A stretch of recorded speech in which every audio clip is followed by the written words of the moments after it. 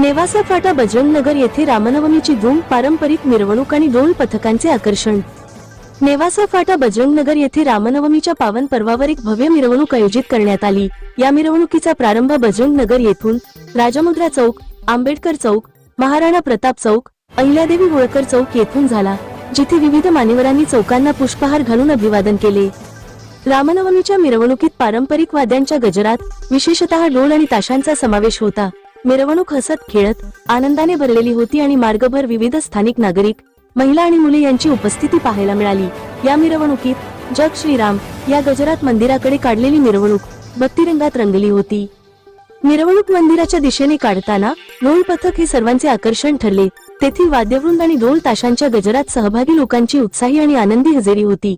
या सोहळ्याचा मुख्य टप्पा राम मंदिरापर्यंत पोहोचला, जिथे मंदिराला झेंडा लावून मिरवणूक संपन्न झाली। यावेळी रामनवमीच्या उत्सवात विविध मान्यवर उपस्थित होते, ज्यांनी या कार्यक्रमाची शोभा वाढवली।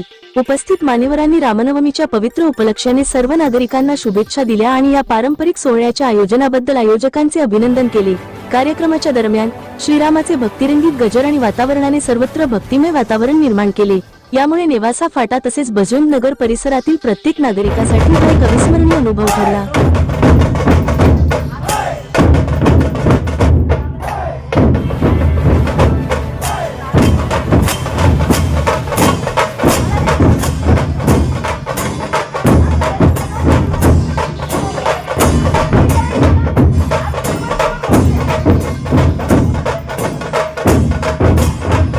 राज्यातील आणि देशातील बातम्या पाहण्यासाठी आजच आमच्या महाराष्ट्र न्यूज प्रिन्स या YouTube चॅनलला सबस्क्राइब करा आणि मिळवा नवनवीन अपडेट।